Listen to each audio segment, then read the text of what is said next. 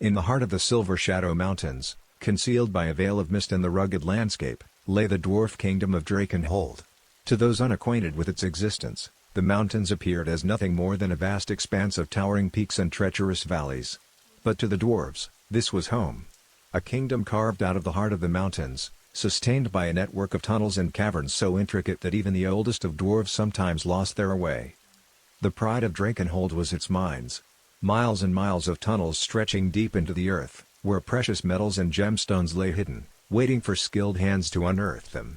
The constant echo of pickaxes against stone rang out, a testament to the unyielding spirit of the dwarves and their never-ending quest for perfection. It was said that the veins of silver and gold running through these mountains were the very lifeblood of Drakenhold, and the dwarves treated them with a reverence that bordered on sacred. Each day, as the first light of dawn peeked over the mountaintops, the miners of Drakenhold descended into the belly of the earth. With lanterns lighting their way, they moved in perfect harmony, their pickaxes swinging in rhythm, their voices raised in songs of old. The air in the mines was thick with dust, but the dwarves didn't mind. They were in their element, surrounded by the treasures of the earth. Tarkus, the master miner of Drakenhold, led his crew deeper and deeper, following a vein of silver that shimmered in the torchlight. With each strike, chunks of ore tumbled to the ground, revealing the glint of the precious metal within. Tarkus had a keen eye and an innate sense for where the richest deposits lay. Under his guidance, the miners of Drakenhold had unearthed more silver and gold than any other crew in the kingdom. Once the ore was extracted, it was sent to the forges. The forges of Drakenhold were legendary. Flames roared and bellows pumped as the blacksmiths worked their magic. Here, the raw ore was transformed, shaped, and molded into objects of beauty and utility. Dwarven craftsmanship was unparalleled, and their creations were sought after throughout the lands. Braldor, the master blacksmith, was a giant among dwarfs.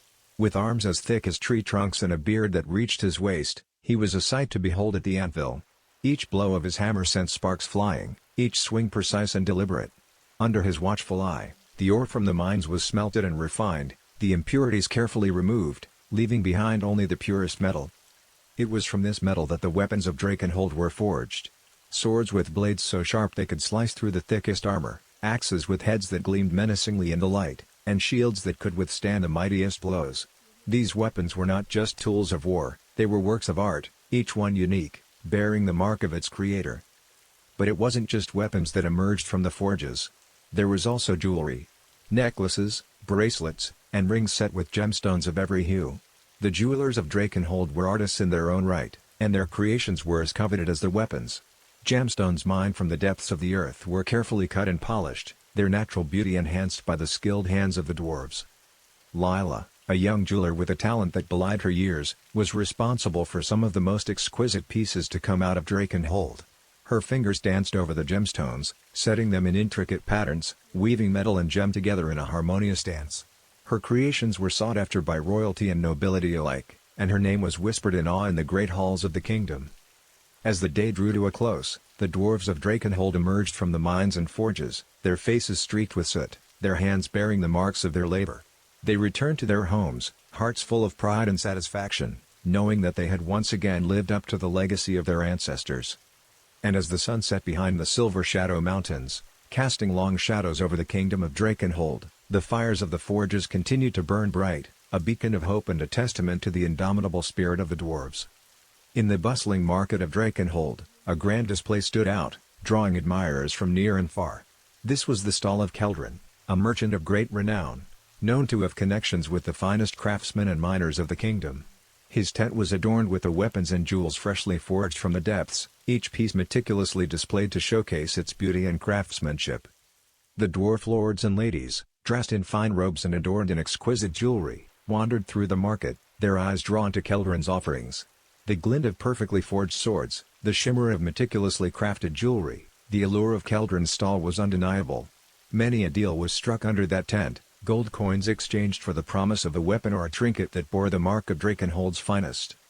Among those who sought Keldrin's wares was Lord Dernick, a dwarf of considerable influence and wealth. His gaze was fixed on a particular piece, a necklace crafted by Lila, its centerpiece a magnificent sapphire that seemed to capture the very essence of the night sky. The gem was surrounded by intricate patterns of silver and gold, a testament to Lila's unparalleled skill. "This shall be a gift for my daughter," Lord Dernick declared. his voice filled with pride. However, the weapons and jewelry were not just for the dwarves of Drakenhold. Keldrin had established trade routes that stretched far and wide, reaching the distant corners of the realm. Human kings, elven lords, and even the mysterious denizens of the Hidden Realms sought the creations of Drakenhold. For to possess a weapon or a jewel from these fabled forges was a mark of prestige, a symbol of power.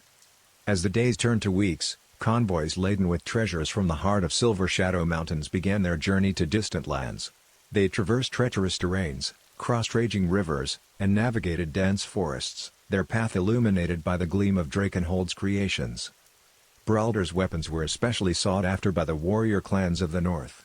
Their leaders recognized the unmatched quality of Drakenhold's steel and knew that in battle, such a weapon could mean the difference between victory and defeat. Tales of these weapons, how they cleaved through enemy lines and brought adversaries to their knees, became legends in their own right.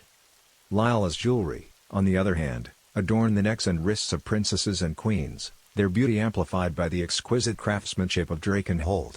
At grand balls and ceremonies, the jewels of Drakenhold became the subject of admiration and envy, their allure undeniable. Back in Drakenhold, the success of their creations brought prosperity and joy. The streets echoed with laughter and song, and the glow from the forges seemed to burn even brighter. But with fame and fortune also came the weight of responsibility. The demand for Drakenhold's creations grew exponentially, and the mines and forges worked tirelessly to meet the ever-increasing demand. Tarkus and his crew delved deeper into the mountains, driven by the promise of undiscovered veins of precious metals. The challenges they faced intensified. The deeper they went, the more unpredictable the terrain became. But the spirit of the dwarves was unyielding. With each challenge, they dug deeper, their resolve strengthened by the legacy they were upholding. In the forges, Braldor and his blacksmiths faced their own challenges. With the increasing demand came the pressure to maintain the impeccable standards that Drakenhold was known for. Every weapon had to be perfect, every jewel had to be flawless. The fires of the forges roared day and night, the clang of hammers against anvils a constant refrain. As the second chapter in the story of Drakenhold's creations drew to a close, the kingdom stood at the cusp of an era of unparalleled prosperity. But with great success also came challenges, and the dwarves of Drakenhold knew that the path ahead was fraught with uncertainties. Yet, their spirit was indomitable, their resolve unshaken. They were ready to face whatever the future held. The dawn of prosperity in Drakenhold, while a cause for celebration, also brought unforeseen challenges. With increased demand and the resulting expansion of mining operations, the delicate balance of the Silvershadow Mountains was beginning to shift. Rumblings deep within the mountain's core signaled disturbances that many had long feared. As Tarkus led his crew further into the belly of the mountain, they stumbled upon a vast cavern unlike any they had seen before. The walls of the cavern pulsated with a strange energy, and in the center stood a towering monolith, shimmering with an otherworldly light. This was not just any vein of metal, it was the heart of the Silvershadow Mountains, the very essence of what gave life and strength to the entire range. The realization was immediate and chilling. Their relentless pursuit of wealth had brought them face to face with the life force of their beloved mountains.